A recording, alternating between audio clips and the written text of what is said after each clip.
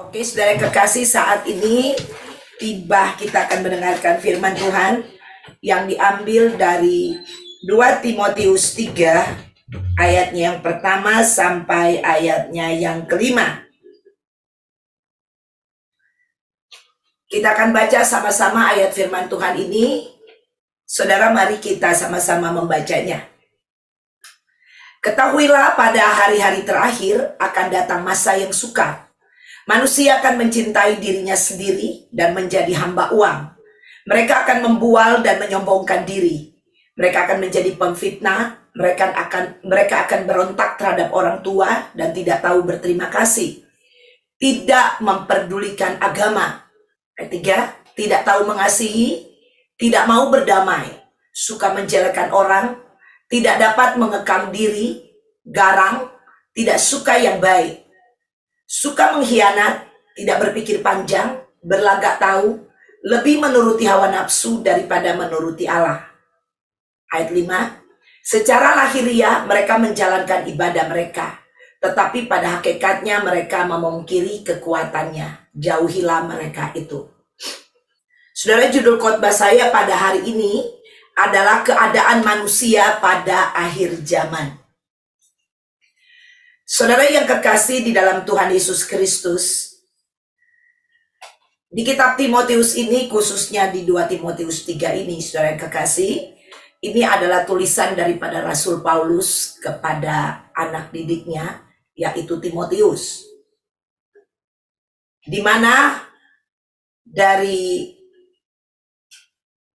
sini kita bisa lihat bagaimana Paulus dia mengingatkan kepada Timotius tentang keadaan yang pada saat itu actually, saudara yang kekasih, ya, kalau kita belajar ya, di mana pengajaran sesat itu telah masuk di gereja Tuhan. Dan Tuhan Yesus, saudara yang kekasih, yang telah diberitakan oleh para rasul-rasul dan juga termasuk Rasul Paulus pada saat itu, saudara yang kekasih, menjadi sangat, istilahnya saudara, bersaing ya.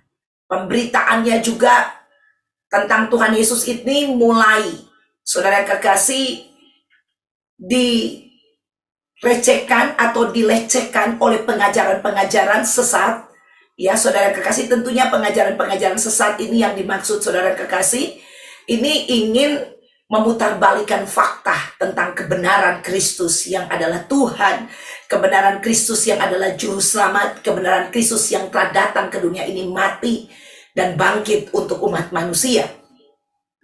Dan saudara yang kekasih, latar belakang cerita ini, saudara kekasih, membuat ada banyak orang-orang pengikut Kristus, mereka mulai membelokkan kepercayaan mereka, bukan lagi kepada Kristus, saudara, tetapi kepada pengajaran-pengajaran sesat pada saat itu, ya. Dan saudara kekasih, di sini Rasul Paulus dia mengingatkan seorang Timotius supaya tetap bertahan dan tetap memberitakan Injil Kerajaan Allah di tengah-tengah situasi dunia yang semakin bengkok pada saat itu, yang ingin menghancurkan pemberitaan kebenaran Injil Kerajaan Allah. Saudara yang kekasih, jadi sudah sejak dari dulu kala, ya, back then 2000 tahun yang lalu, saudara, Injil itu dicegat atau mau diberhentikan oleh kerajaan kegelapan, sehingga Injil itu tidak sampai kepada bangsa-bangsa. Kebenaran Injil itu tidak sampai kepada orang-orang atau ke seluruh dunia. Sedangkan pesan daripada Tuhan Yesus adalah, pergi jadikan segala bangsa itu muridku. Amin. Nah, dunia tidak suka, saudara kekasih. Dunia atau kerajaan kegelapan tidak suka kalau firman Tuhan itu diberitakan. Apalagi diberitakan dengan kebenaran yang benar, saudara yang kekasih. Karena itu dunia atau kerajaan kegelapan, dia mau menandingi, ya, mau menyaingi atau mau memutarbalikkan fakta dengan pengajaran-pengajaran sesat, pengajaran-pengajaran palsu. Saudara, kalau zaman dulu aja sudah ada pengajaran sesat dan pengajaran palsu, apalagi saat ini, di hari-hari penghujung, hari-hari terakhir, hari-hari di mana kita hidup saat ini adalah hari-hari kedatangan Tuhan semakin dekat, saudara yang kekasih. Dan kita tahu gereja Tuhan juga, saudara, pernah mengalami masa kegelapan selama beberapa abad, saudara ya, di mana akhirnya Tuhan bangkitkan tokoh-tokoh, bapak-bapak gereja kita, saudara, untuk mengembalikan kebenaran firman Tuhan, ya, tentunya dipimpin oleh Roh Kudus kepada porsinya yang sesungguhnya. Saudara yang kekasih, Rasul Paulus dia mau mengingatkan Timotius, saudara, tetapi di ayat-ayat ini bukan sekedar hanya mengingatkan Timotius pada saat itu, ya, tetapi Rasul Paulus juga, saudara, bukan menggambarkan. Saya tidak suka kalau kita pakai kata menggambarkan kalau kita membaca firman Tuhan. Saudara, bukan menggambarkan. Kalau menggambarkan itu kita menganalisa sendiri. Tetapi saya percaya Roh Kudus telah menguasai Paulus pada waktu dia mengirim surat mengingatkan Timotius pada waktu saat dia berada di penjara. Karena saya percaya, saudara kekasih, firman atau tulisan Rasul Paulus ini itu diilhamkan oleh Roh Kudus, sehingga tulisan ini yang kepada Timotius akan menjadi firman Tuhan, firman kebenaran untuk seluruh umat Tuhan.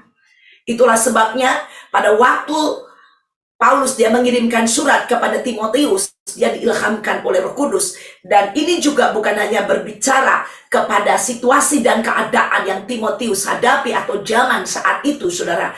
Tapi Tuhan juga sedang berbicara jauh ke depan, ribuan tahun ke depan.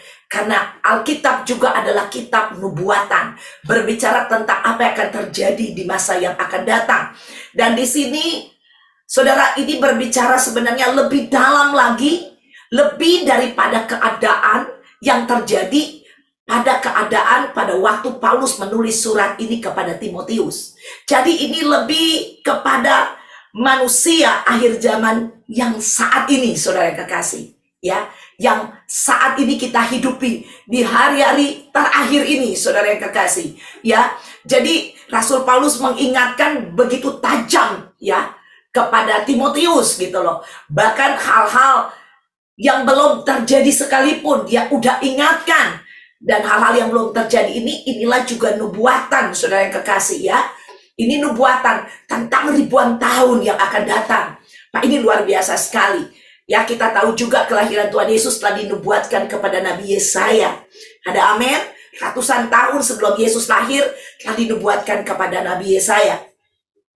Dan saudara yang kekasih, ya, kalau kita belajar di 2 Timotius 3 ayat 1-9 actually, ya, yang Paulus tuliskan kepada Timotius, saudara yang kekasih, tetapi saya ambil ayat 1 sampai ayat ke-5 aja. Karena waktu kita, saudara, ya, mungkin nanti Anda bisa baca sendiri, minta dipimpin Roh Kudus, ayat 6, 7, 8, dan 9. Tetapi yang 1 sampai 5 ini, saudara yang kekasih, ini bagi saya ini penting sekali. Bukannya yang 6, 7, 8, 9 tidak penting, itu juga penting sekali, saudara yang kekasih. Tapi ini untuk membuka pikiran kita yang selama ini terkontaminasi mungkin, saudara, ya, dengan hal-hal duniawi, ya, dan kehidupan kita yang terkontaminasi dengan hal-hal duniawi. Itu akan membukakan kita, Roh Kudus akan membukakan kepada kita rahasia kebenaran firman Tuhan ini, sehingga nanti kalau Anda baca 6, 7, 8, 9 itu, saudara yang kekasih, dengan pimpinan Roh Kudus itu akan terbuka bagi Anda, ya. Jadi pintunya udah dibuka, saudara, Anda akan pergi deeper, lebih dalam lagi. Oke, saudara, ayat 1 berkata, ketahuilah bahwa pada hari-hari terakhir akan datang masa yang sukar. Nah, saudara, masa-masa yang kita hidupi saat ini adalah masa-masa yang sukar. Ini bukan masa-masa yang biasa, tapi ini keadaan yang sukar. Ini keadaan yang dangerous, keadaan yang berbahaya kalau bahasa Inggrisnya. Saudara, kalau ada bahaya, ya, kita harus waspada. Karena kalau tidak waspada, bahaya itu juga akan mengancam keselamatan kita. Nah, saudara, di Amerika ini kemarin barusan di satu tempat, ya, kompleks actually, ya, di kompleks tempat ada beberapa keluarga dari jemaat ICC di Amerika ini tinggal, saudara, terjadi kebakaran, ya, terjadi kebakaran. Dan Saya lihat videonya ya, dikirim di grup gereja. Saudara yang kekasih, itu persis ada di depan-depanan sama rumah jemaat. Saudara yang kekasih, semua harus waspada pada saat itu ya.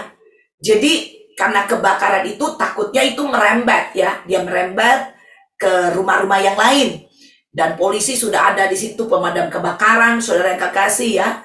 Dan saya lihat api itu bukan hanya dari belakang ya, tetapi udah sampai ke depan. Jadi saya nggak tahu apa yang terjadi, keadaannya seperti apa. Kenapa terjadi kebakaran maksud saya. Tapi saya lihat api begitu besar. Ya, dan tentunya semua orang di situ harus waspada. Karena semua tidak mau api itu merembet ke rumah mereka. Dan yang kedua, mereka tidak mau api itu membahayakan kehidupan mereka. Nah, saudara yang kekasih, kalau ada bahaya, kita harus waspada. Karena bahaya itu bisa mengancam kehidupan kita. Bisa mengancam kehidupan di sekitar kita. Bahkan bisa mengancam apapun yang kita miliki. Nah, di sini dikatakan ketahuilah. Jadi sebagai orang-orang percaya kita harus mengetahui ini, saudara. Jadi Paulus ya, dia mau memberitahu kepada Timotius, tadi saya katakan, tetapi ini adalah firman kebenaran, di mana Tuhan juga mau memberitahu kepada kita ya, supaya kita mengetahui. Karena kalau kita tidak berpengetahuan, kita bisa tersesat. Ada firman Allah berkata, umatku tersesat karena kurang pengetahuan. Saudara, kekurangan pengetahuan akan membuat kita tersesat. Nah, itulah sebabnya firman Tuhan datang kepada kita, supaya kita mengetahui. Kita harus belajar. Kita harus mengerti di hari-hari terakhir ini apa yang akan terjadi. Sehingga kita bisa memposisikan diri kita pada kebenaran, kepada tujuan Allah, kepada rencana Allah. Sehingga kita tidak tersesat seperti di gereja mula-mula. Saudara yang kekasih, ada banyak orang mengundurkan diri. Saya berdoa untuk jemaat ICC, supaya jemaat ICC yang selalu setia mendengarkan kebenaran firman Tuhan, yang selalu setia hadir di dalam kebaktian, setia dan rindu, haus dan lapar akan kebenaran firman Tuhan, tidak disesatkan di hari-hari terakhir ini. Karena kalau sampai tersesat, saudara, Anda tidak akan sampai kepada tujuan yang Tuhan tetapkan dalam hidupmu. Ya, kalau kita, saudara, berjalan atau pergi ke suatu tempat dan kita tersesat, saudara, kita nggak bisa nyampe ke tempat di mana tujuan kita yang kita tuju, saudara yang kekasih. Itu namanya tersesat, ya. Kalau orang udah tersesat, berarti orang itu tidak pergi ke tempat yang harusnya dia pergi. Nah, ini saudara yang kekasih, ya. Di hari-hari terakhir ada satu masa yang sukar, saudara. Ada satu masa yang sangat sukar. Masa yang sukar ini, saudara, bukan hanya berbicara tentang makan, minum, dan pakai. Bukan. Tetapi masa yang sukar ini berbicara tentang begitu banyak pengajaran sesat juga, saudara yang kekasih ya. Di mana ada pengajaran-pengajaran yang ingin membawa kita tersesat, yang ingin membinasakan kita. Iblis datang untuk mencuri, membunuh, dan membinasakan. Target daripada ajaran sesat ini adalah untuk menghancurkan kehidupan atau rencana dan tujuan Allah di dalam kehidupan orang percaya. Nah, ini harus kita perhatikan, saudara yang kekasih. Nah, kita akan lihat, saudara, ayat 2, coba ditampilkan. Apa yang akan terjadi di masa sukar ini? Manusia akan mencintai dirinya sendiri dan menjadi hamba uang. Saudara yang kekasih, manusia akan mencintai dirinya sendiri dan menjadi hamba uang. Saudara, ada satu firman berkata bahwa akar dari segala kejahatan adalah cinta akan uang. Dan ini hari-hari terakhir, saudara. Kita lihat ya, di mana-mana, khususnya di Amerika, di sini, saudara yang kekasih ya, ada banyak orang mencari pekerjaan ya, dan dunia menawarkan hari Minggu bekerja, saudara yang kekasih. Ya, hari-hari ibadah itu ditawarkan, digantikan dengan uang, saudara. Dan itu menggiurkan. Dan itu membuat orang-orang yang membutuhkan uang, ya, mereka mau hidup, saudara. Dan hidup ini harus berlangsung. Tanpa uang, tidak mungkin hidup ini akan berlangsung, saudara yang kekasih. Karena memang uang sudah sejak semula menjadi alat pembayaran, saudara. Ya, kita lihat Alkitab juga menceritakan tentang uang. Bagaimana Tuhan Yesus berkata kepada murid-murid, yang wajib engkau bayar kepada pemerintah, kita harus bayar. Yang wajib kita kasih kepada Tuhan, kita harus kasih kepada Tuhan. Ya, itu berbicara tentang apa? Uang. Betul, saudara yang kekasih? Nah, saudara, kita lihat di sini dikatakan manusia kan menjadi hamba Tuhan. Kenapa manusia menjadi hamba Tuhan? Karena manusia membutuhkan uang untuk kehidupannya. Dan uang itu menjadi faktor yang penting di dalam diri manusia. Dan uang ini dipergunakan oleh iblis untuk menjadi tuan buat orang-orang percaya. Kalau orang-orang dunia sudah kita nggak usah pikirin, sudah kekasih. Ya, kalau orang-orang dunia mereka mau cari uang dari pagi sampai malam ketemu pagi, atau uang yang menjadi tuan mereka, itu kita nggak usah pikirin, saudara kekasih, karena Tuhan Yesus belum menjadi Tuhan mereka. Tetapi kita yang sudah menjadikan Yesus sebagai Tuhan dan Juru Selamat kita diperhadapkan dengan keadaan dan situasi hari-hari terakhir ini. Mau pilih mana? Mau pilih Tuhan? Atau Anda mau beribadah kepada Tuhan? Atau Anda mau bekerja? Anda mau beribadah kepada Tuhan atau Anda mau cari uang? Di satu pihak mereka butuh uang untuk melangsungkan kehidupan mereka. Nah saudara, ini diperhadapkan dengan keadaan dan situasi yang tidak mudah, saudara, bagi orang percaya. Tetapi saudara yang kekasih, saya percaya kalau iman Kristus diandalkan di dalam kehidupan orang percaya, saya percaya pasti ada jalan keluar buat kita. Tetapi dunia saat ini mau membuat supaya kita tidak berjalan dengan iman. Iman kita seolah-olah mau dimatikan oleh dunia ini. Sehingga tantangan dunia ini diberikan lebih hebat lagi. Sama seperti di Mesir kita lihat. Ya saudara yang kekasih, bangsa Israel itu ditindas menjadi budak dari Firaun. Dan dipekerjakan di sana. Bahkan ditambahkan pekerjaan di sana kalau Anda baca firman Tuhan. Supaya apa? Supaya mereka tidak beribadah kepada Allah mereka. Nah saudara, ini mengerikan sekali dunia akhir zaman ini. Keadaan dunia akhir zaman ini mengerikan sekali. Dan banyak orang juga saudara, ya, bukan hanya mendapat pekerjaan, bukan hanya mencari uang, tapi karena udah rasa punya uang, waduh udah lebih, kepengen lebih lagi, saudara yang kekasih. Ya, jadi cinta akan uang di sini dikatakan menjadi hamba uang. Ya, kalau udah menjadi hamba uang, saudara, dunia ini hidup saat ini cuma ada dua, mau hamba Tuhan atau hamba uang. Ya, saudara, dikatakan oleh firman Tuhan tidak mungkin kita mempunyai dua tuan. Yang satu kita hormati dan yang satu kita tinggalkan. Gak mungkin. Jadi kita harus pilih. Kita mau menjadikan siapa yang menjadi Tuhan kita di hari-hari terakhir ini. Dikatakan, ya, sebelum menjadi hamba Tuhan dikatakan hamba uang, manusia akan mencintai dirinya sendiri. Saudara yang kekasih, saya ajarkan, Pastor Doni ajarkan, kami mengajarkan di gereja ini, ya, untuk tidak menjadi orang yang egois, menjadi orang yang selfish, hanya mengasihi diri sendiri. Nah, ini manusia akhir zaman. Apakah saudara mau masuk kategori ini? Itu pilihan kita. Ya, pengajaran bisa datang kepada kita. Tapi kalau Anda mau hidup Anda tidak mau diajarkan, atau Anda tidak mau mengetahui pengajaran ini, Anda mengabaikan, Anda akan tersesat. Tapi pilihan ada di tangan kita. Ya, saudara, ada tawaran-tawaran yang banyak dalam kehidupan kita. Ya, ayat 2 tetap tampilkan. Ya, dikatakan mereka akan membual. Membual ini berbohong, saudara. Dan bukan hanya berbohong, ya, tetapi suka memperkatakan kebohongan. Jadi kebohongan ini udah menjadi kesukaan, ya, dan menyombongkan diri, saudara, ya. Saudara yang kekasih, ya, kalau kebohongan sudah masuk, ya, kesombongan pasti, saudara. Kenapa orang itu berbohong? Ya, saudara, banyak orang berbohong karena sombong, ya.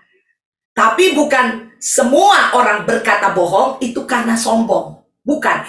Tetapi banyak orang berkata bohong itu karena sombong. Ya, menceritakan, oh saya punya ini, saya punya itu, padahal dia tidak memiliki itu. Hanya karena kesombongannya, dia menceritakan hal-hal yang tidak sesuai dengan keadaannya. Ya, dan kesombongan juga, ini saudara, ini juga menceritakan bagaimana manusia ini dengan keangkuhan, ya, dengan keangkuhan hidupnya, tidak memandang manusia itu, ya, sama, tetapi membeda-bedakan dari derajatnya. Ya, ini juga kesombongan. Dan masih banyak lagi kalau kita berbicara tentang kesombongan, saudara. Ya, jadi bohong, kesombongan, dan di sini juga dikatakan mereka akan menjadi pemfitnah. Ya, coba ayat itu dikeluarkan dulu. Ya, mereka akan menjadi pemfitnah. Ya, jadi pemfitnah. Bahkan dikatakan mereka akan berontak terhadap orang tua dan tidak tahu berterima kasih. Tidak memperdulikan agama. Oke, perhatikan. Jadi memfitnah. Fitnah itu seperti ini. Ya, jadi orang tidak melakukan hal itu. Tapi orang ini difitnah. Dituduhkan. Saudara, ini hari-hari terakhir. Sebagai hamba Tuhan. Saudara, ya ada banyak hal yang kalau saya mau katakan itu masuk dalam kategori fitnah kepada hamba Tuhan, saudara, khususnya kepada kami, saudara, ya. Itu banyak fitnahan yang datang. Kami tidak melakukan ini, kami tidak seperti itu, tapi kami dituduhkan seperti itu. Terkadang sebagai hamba Tuhan, kami itu terdesak, artinya gini, saudara, kami tidak bisa membela diri, ya. Saya tidak mungkin datang kepada orang-orang itu dan saya belum bilang, oh saya ini nggak begini, saya ini perlakuannya itu salah, itu fitnah. Sudah tidak mungkin, saudara, satu persatu saya mau datengin, tidak mungkin. Tetapi ini yang terjadi. Ada amin. Jadi kalau Anda difitnah, saya mau katakan, saudara, kalau Anda difitnah itu biasa. Ini hari-hari terakhir, ini manusia akhir zaman. Tetapi gereja Tuhan, janganlah kita mengambil, ya, janganlah kita mengambil kelakuan-kelakuan yang tidak benar ini. Khususnya untuk jemaat ICC, saya mau ingatkan supaya kita tidak menjadi orang-orang pemfitnah, penduduk-penduduk palsu. Ini sangat membahayakan. Mari kita kembali kepada kebenaran firman Allah, ya. Dan dikatakan mereka akan berontak terhadap orang tua dan tidak tahu berterima kasih. Saudara yang kekasih, pemberontakan terjadi. Orang tua nasihatin anak-anak merasa lebih pintar dari orang tua. Dikasih tahu A, B, C, D, udah gak mau dengar lagi. Mereka lawan orang tua. Ya, dikatakan tidak tahu berterima kasih. Saudara yang kekasih, saudara, orang tua itu adalah wakil Allah di dunia ini.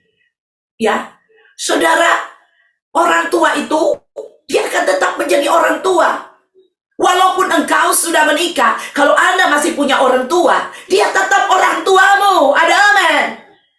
Ya, Anda tidak bisa memungkiri bahwa Anda bilang, oh ini bukan orang tua saya kan udah menikah. Saya tahu pada waktu Anda menikah, Anda telah membangun satu rumah tangga. Ya, seperti itu. Dan kepala rumah tangga ada. Tetapi orang tua tetap orang tua. Kalau tidak ditulis di sini. Ada amin.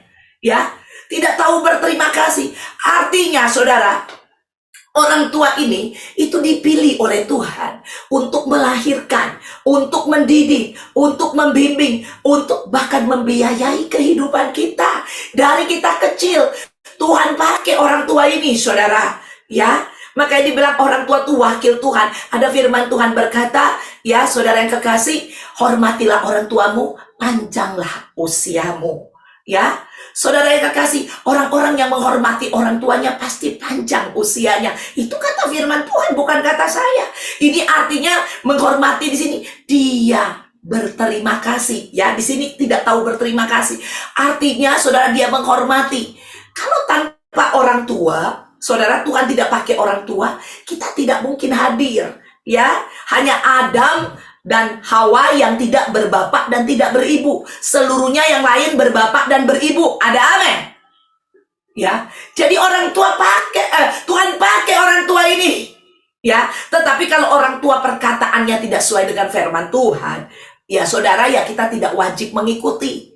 Ya, tetapi kalau itu kebenaran, kita wajib mengikuti. Ya, dan berterima kasih di sini artinya menghormati, ya, perhatian. Saudara, banyak anak-anak sekarang sudah pas menikah lupa sama orang tua.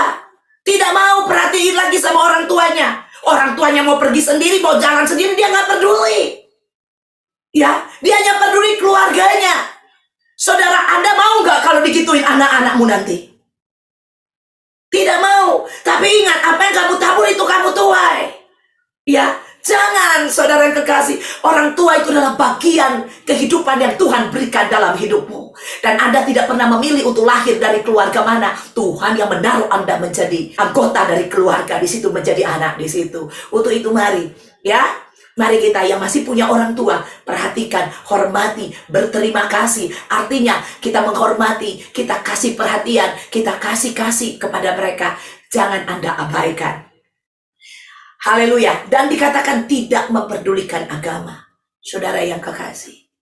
Ya, agama kita udah tahu. Ya, jadi agama memang tidak menyelamatkan.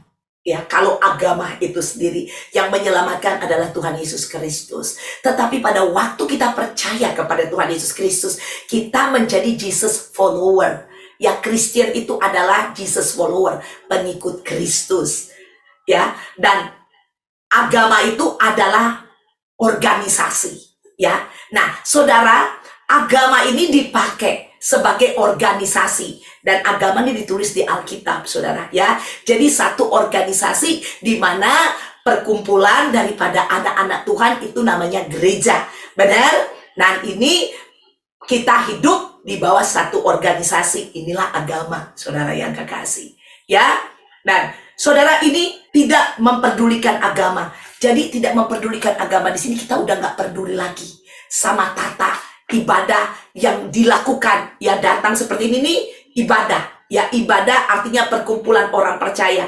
Dibuat tata ibadah di sini, ya. Jadi pertama ada pembukaan, ada puji-pujian, penyembahan, ada firman Tuhan, ada kolekta, ada penutup. Ini sudah tidak dihiraukan lagi. Makanya banyak orang datang ke ibadah main handphone, datang ke ibadah, ya, saudara, sambil melakukan apa ini sesuatu. Makanya kalau datang ibadah kayak gini, usahakan videonya dibuka, saudara, sehingga Anda tidak mengganggu Anda beraktivitas yang lain. Tapi banyak orang lagi begini juga ada, ya saudara. Ada seseorang yang saya tahu, dia sambil ngikutin ibadah sambil mandi, saudara. Udah tidak ada sopan kepada Tuhan, sudah tidak menghormati Allah lagi. Ya, ini dia salah satunya. Ya, tidak memperdulikan agama, aturan main yang diberikan sebagai anak-anak Tuhan udah tidak diperdulikan lagi. Mau datang lat aja, ya, dikasih aturan main. Ya, para leader harus begini, jemaat begini, tetapi tetap tidak mau diikuti. Nah, ini saudara yang terjadi di gereja Tuhan. Ayat 3 kita lihat, tidak tahu mengasihi, tidak mau berdamai, suka menjelekkan orang, tidak dapat mengekang diri, garang, tidak suka yang baik. Ya, saudara, tidak tahu mengasihi. Saudara ngerti arti tidak tahu mengasihi? Ya, kita nggak peduli. Kita nggak peduli akan lingkungan sekitar kita. Yang penting diri kita. Ya, itu satu paket dengan selfish, dengan mementingkan diri sendiri. Ya, saudara, karena kalau kita mengasihi, saudara yang kekasih, kita akan peduli. Amin. Ya, tapi ini udah nggak peduli lagi. Nah, saudara, coba firman Tuhan ini disampaikan, kita mulai introspeksi diri. Bilang, Tuhan, search my heart, oh Lord. Daud berkata, selidikilah hatiku, ya Allah. Ada amin. Saudara, minta Tuhan menyelidiki hati kita dan menyatakan kebenaran kepada kita. Kalau Tuhan mengingatkan kepada kita hari ini, karena Tuhan mengasihi kita, Tuhan tidak mau kita tersesat. Ada amin. Haleluya. Tidak mau berdamai. Ya, saudara kekasih, ya. Jadi maunya perang terus. Maunya berantem terus. Ya. Maunya menang sendiri. Suka-sukanya sendiri. Nah, ini yang terjadi, saudara. Suka menjelekkan orang. Nah, waduh, hati-hati. Bukan hanya ibu-ibu zaman sekarang suka menjelekkan orang, bapak-bapak juga, saudara. Ya, hati-hati. Mungkin bapak-bapak nggak ngegosip yang gosip ibu-ibu itu ya, seperti itu. Tapi mungkin bapak-bapak juga mulai menjelekkan di dunia pekerjaan, dunia usaha, dunia bisnis, dan dunia apa aja, mulai menjelekkan satu dengan yang lain, menjatuhkan satu dengan yang lain demi untuk kepentingannya sendiri. Saudara yang kekasih, ini yang terjadi. Di sini dikatakan tidak dapat mengekang diri, ya. Jadi tidak ada penguasaan diri. Penguasaan diri di sini, saudara, saya percaya ini kontrol dari Holy Spirit.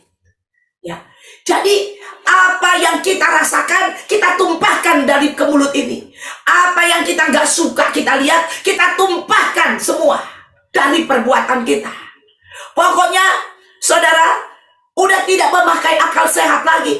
Yang dipakai hanya perasaannya. Perasaan yang gak enak langsung ditumpahkan kepada orang lain. Apa aja, saudara. Mudah tersinggung gini. Ya. Dan melampiaskan kemarahan, perasaan.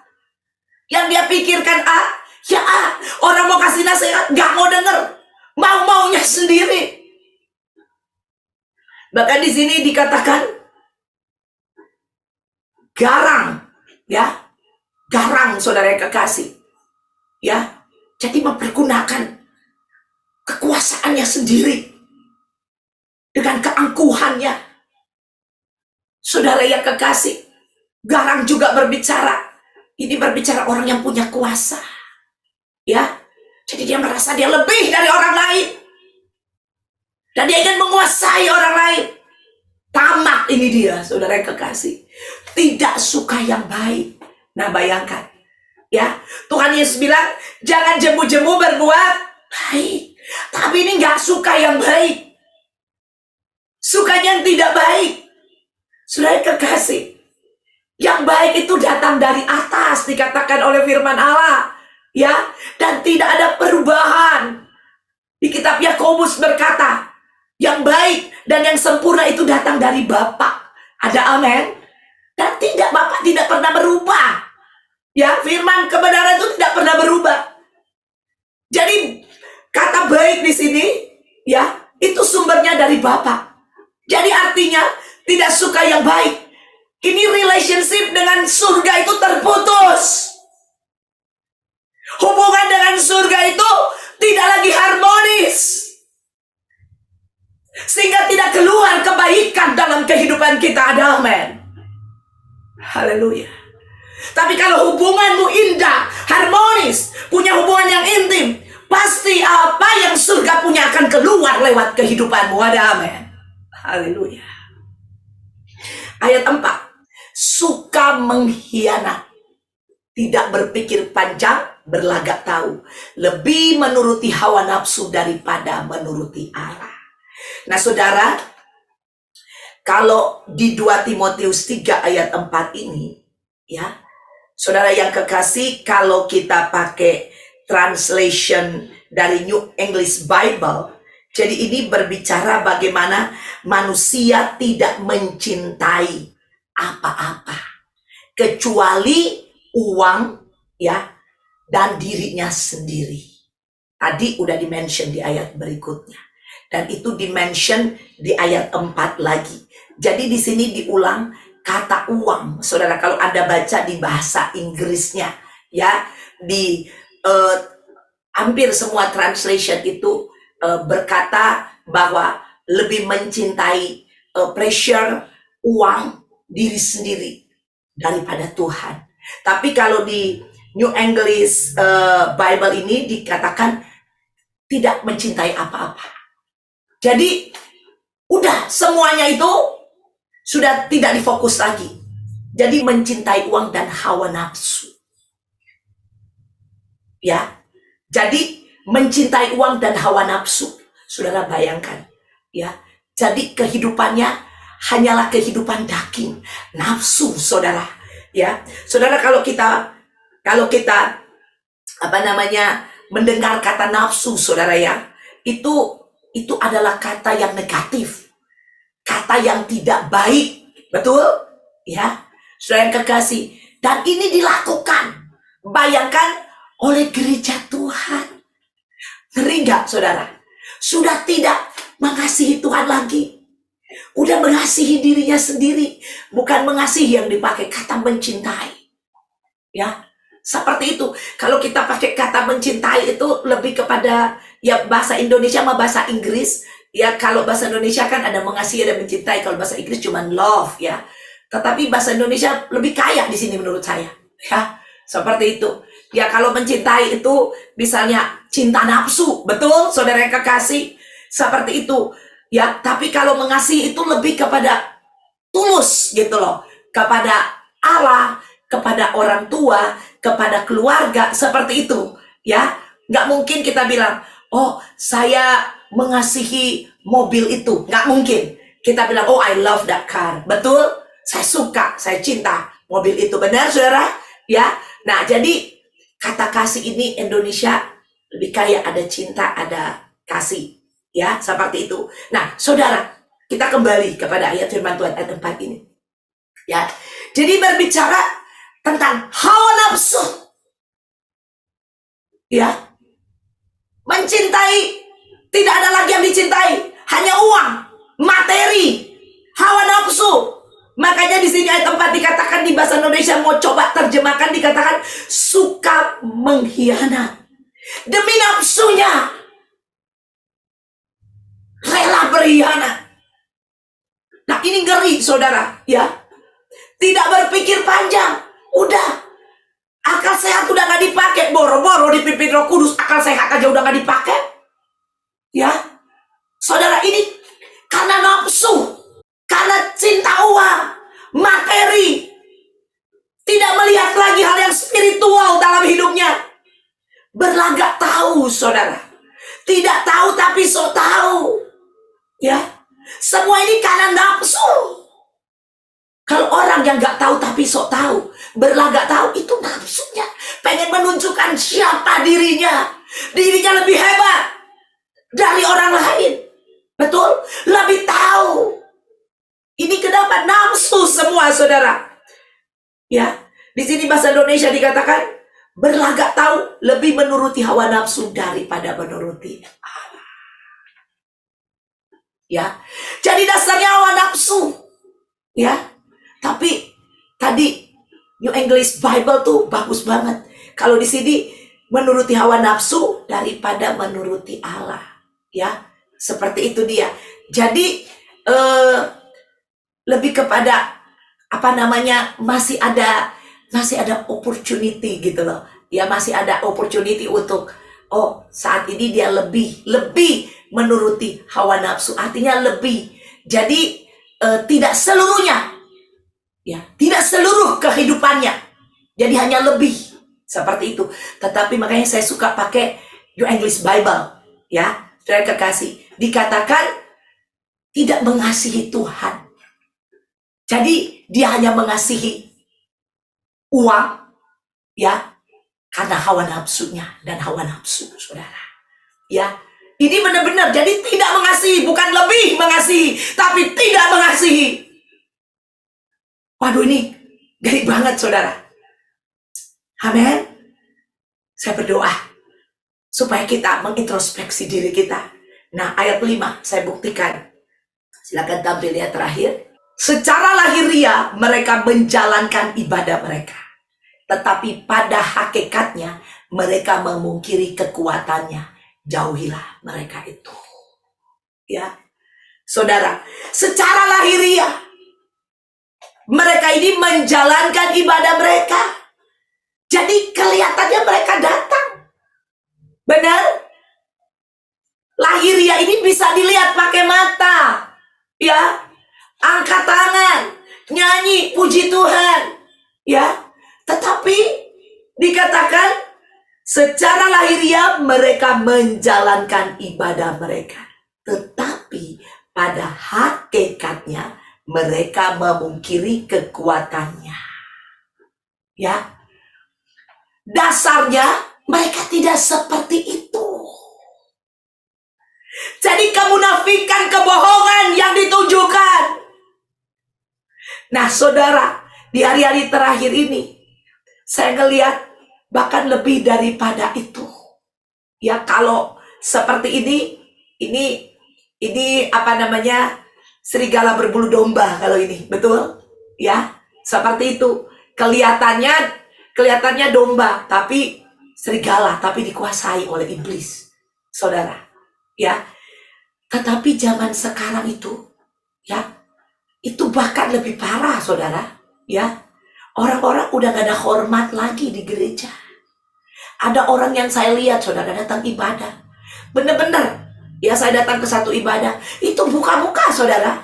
Itu sambil buka-buka website Amazon, sambil lihat-lihat baju, lihat-lihat sepatu, lihat-lihat apa, saudara.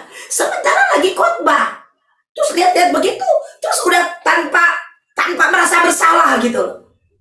Terus orang-orang lain ngeliatin dia, ya dia cuek aja terus.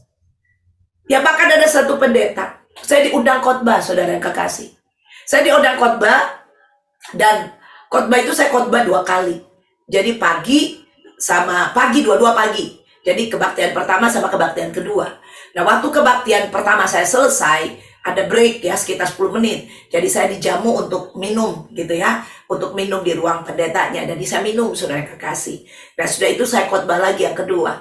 Pendetanya bilang sama saya waktu saya udah mau turun, saya lihat jam, oh udah waktunya saya harus turun. Dan saya harus turun karena itu di atas ya, ruangannya dia di atas. Jadi saya ada di atas, jadi saya turun, harus ibadahkan di bawah di lantai 1. Dan saya bilang permisi ya, udah jam, udah sedikit lagi mau mulai, jadi saya mau turun. Oh nggak usah, gampang, biar aja tuh kebaktian mulai, nanti aja. Habis kalau udah puji-pujian udah mau deket khotbah baru nanti pergi. Pendetanya ngajarin saya loh. Saudara pikir saya mau? Saya tinggalin tuh pendeta. Ya, saya bilang maaf, saya mau ikut dari pertama. Dan saya turun, saya tinggalin dia, saudara. Ya, seperti itu. Saya diundang khotbah kan? Saya punya hak. Dan saya turun, saudara. Saya datang khotbah. Saya masuk di situ dan mulai dari pertama. Tiba-tiba pendetanya mungkin gak enak, dia masuk, saudara. Dia duduk samping saya. Seperti itu. Udah, puji-pujian. Sementara lagi puji-pujian, saudara. Dia buka-buka Facebook. Udah gak ada tahu. Ini lebih akhir zaman ini, saudara yang kekasih yang kita lihat di sini. Secara lahiriah mereka menjalankan ibadah mereka, tapi pada hakikatnya mereka memungkiri kekuatannya. Ya, ini orang-orang yang dengar firman Tuhan tidak melakukannya. Tetapi ini saya lihat udah tidak ada penghormatan lagi. Kalau pendetanya kayak gini, bagaimana dengan anak-anak didiknya dia? Gimana dengan jemaatnya? Saudara, hati-hati. Kalau Anda masih diingatkan oleh hamba Tuhan, Anda masih diingatkan, saudara, dan Anda masih merasa, waduh saya diingatkan, bertobat hari ini. Jangan tersinggung. Karena Anda akan berhadapan dengan pilihan, ikut Tuhan setia sampai akhir. Seperti Paulus berkata, aku telah mencapai garis akhir. Mencapai garis akhir atau tidak, itu pilihan di tangan kita. Ikut Tuhan jangan main-main. Penuh kehormatan. Saya sarankan sekali lagi, walaupun ini hanya Zoom, saudara yang kekasih, ya, hanya Zoom. Mari kita hargai dan hormati Tuhan. Ada amin? Haleluya. Saudara, latihlah diri kita beribadah. Dari hal-hal yang kecil sampai hal-hal yang besar. Ya, ada orang mendengar ibadah di dalam selimut, saudara. Sambil tidur, hati-hati. Jangan sampai tidur terus gak bangun loh. Ya, saya kasih tahu. Saya habis nonton Daniel, saudara, di Sight and Sound. Ya, itu live di Amerika. Ini orang-orang tahu Sight and Sound ya. Itu sangat terkenal. Itu Broadway-nya ya, rohani. Saudara, ya. Itu tentang Daniel. Dan engkau tahu, Raja Nebukadnezar tidak menghormati Tuhan, ditampar oleh malaikat. Saudara yang kekasih, hati-hati. Bahkan di zaman perjanjian baru, Ananias dan Safira harus mati. Ya, di bawah otoritas daripada Rasul Petrus saat itu. Jangan main-main, saudara kekasih. Itu zaman perjanjian baru. Yesus telah naik ke surga. Ini zaman perjanjian baru kita ada. Saudara yang kekasih, jangan main-main sama Tuhan. Ada amin. Hormati dia. Hargai dia. Haleluya. Saya mau katakan kepada Anda yang akan menentukan kehidupanmu. Firman Tuhan telah dia sampaikan dan keputusan ada di tangan Anda. Haleluya. Sebagai hamba Tuhan atau gembala, ya, saya dengan Pastor Doni, saya mewakili Jemaat ICC. Saya mau ingatkan untuk mari saudara, kita kembali kepada kebenaran. Kembali kepada kebenaran firman Tuhan dan hidupi itu sehingga Anda tetap berjalan di dalam rencana Allah dan mencapai tujuan yang Allah tetapkan di dalam kehidupan kita. Kita tidak disesatkan oleh dunia ini, tidak disesatkan oleh angin-angin pengajaran palsu, tidak disesatkan oleh kerajaan kegelapan. Haleluya. Nama Tuhan dipermuliakan. Amin.